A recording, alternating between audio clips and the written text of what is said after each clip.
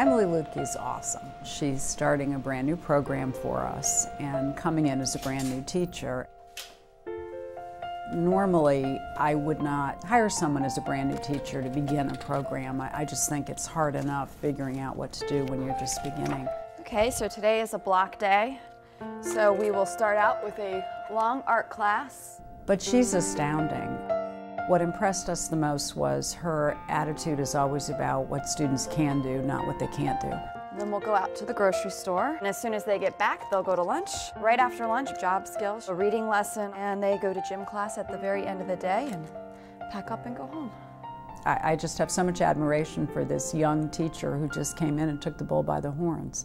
Here's our schedule for the day. The paraeducators get here around 7 o'clock. So you can just go to the fundamentals like you always do. And we wait for the bus. Good morning, Maya.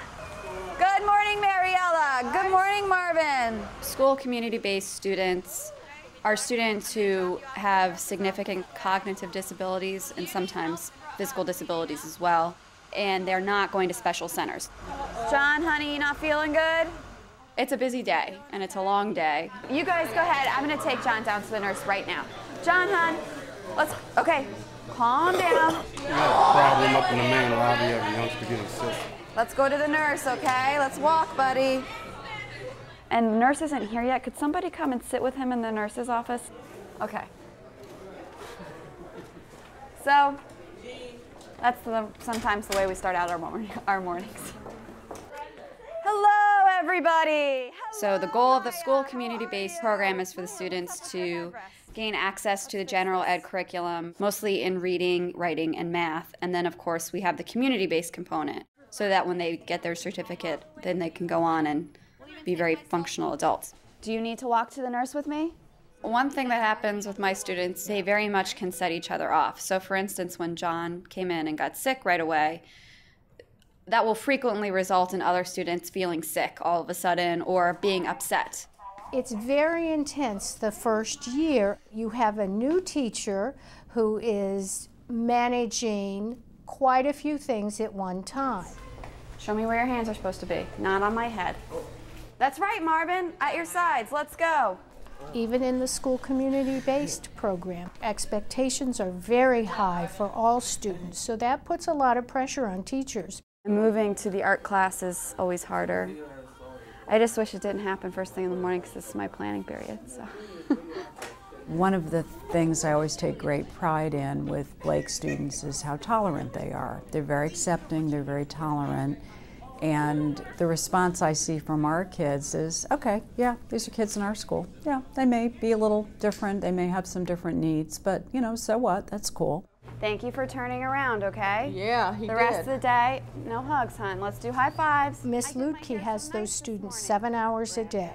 They're learning to be adolescents, so you have that kind of behavior. Because John's not feeling well, and he said he wants to make a card for him so he'll feel better. So she is going to be seeing a whole gamut of emotions throughout the day, probably more so than most parents would see. I really want them to be able to succeed, particularly in the workplace. All right, where are we going today? Grocery store. That's right. I think grocery shopping in particular is just a very important trip.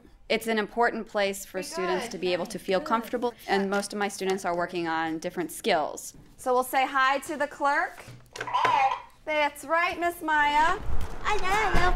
You ready to go grocery shopping? Can? I don't know, what do you want to buy? What is that? Nothing. A carton? Good job, Tom. Why don't you ask him your question, Brandon? Where are Salt. 7. Go ahead. Good. Cents. Very good. Now here's the part where we have to weigh something. Put them down. Every day is different. Every day I kind of have to attack the problem in a different way. So I'm still learning how to really address all of the academic and behavioral needs of my students on a daily basis, but I'm also, as a first-year teacher, a bit overwhelmed by how much I need to learn just about the school system, like what form I need for which purpose, how to find the form, who to ask. I mean, those are things that I think are just going to come with years of being in the system. I have to go down and feed Maya.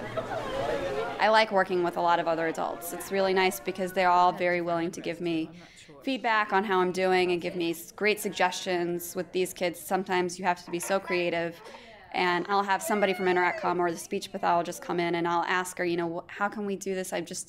Something's not working. Someone will have a great idea. So that's what the great thing about it is. The only thing I have trouble with is keeping it all straight.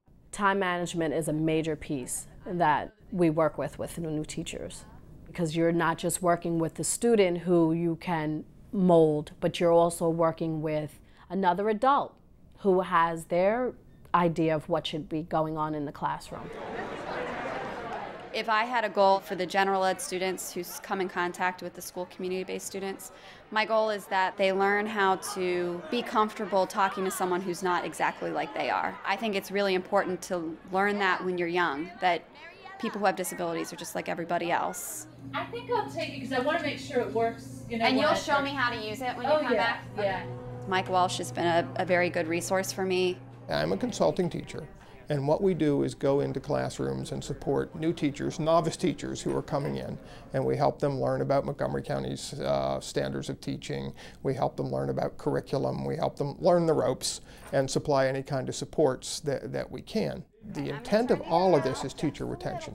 The disruption caused by teachers coming and going certainly impacts the overall effect of our educational process. So we want to attract the very best teachers we can, and then we want to keep them. It's a whole network of people who are dedicated to ensuring Emily's as well as every other new teacher's success. It's the all-time essay reports. Good, good, good, good, good, good, good. I think the idea behind the All-Time Essay is that students who have disabilities should have access to the general education curriculum. And I think it's critical for the students too, because they want to have benchmarks just like any other student would. Do you stay healthy by eating candy? No, candy's bad. Where's exercise? It's very helpful that my principal and that the staff here is incredibly supportive of this brand new program. That's helped me tremendously. Okay, let's get a good stretch. Mr. Howley has been a great asset to this school and particularly to this program. Not only is he familiar and he knows what their quirks are and he knows how to work with them, but he's also just so enthusiastic. He loves working with the school community-based students. 1, 2, 3. 7. Oh yeah! I will have this cookie because I haven't had lunch yet. Watching Maya get on the bus is usually the last thing that happens during my school day. When Maya smiles at you for whatever reason or whenever it is, something's good. Something went right that day. So that's what my classroom looks like at the end of the day. It's a shambles. Today was worse than usual. What they take on is very overwhelming, and there's a special place in heaven for people who teach special education.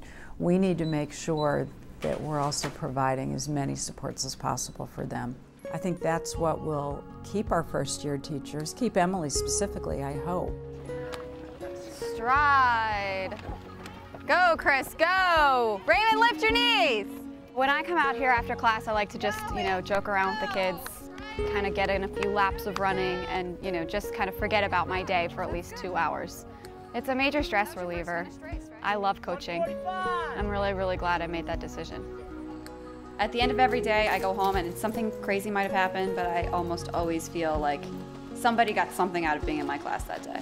That makes me feel good, because the more that my students do and show people that they can do, the more people are going to expect them to learn and to behave beyond expectations.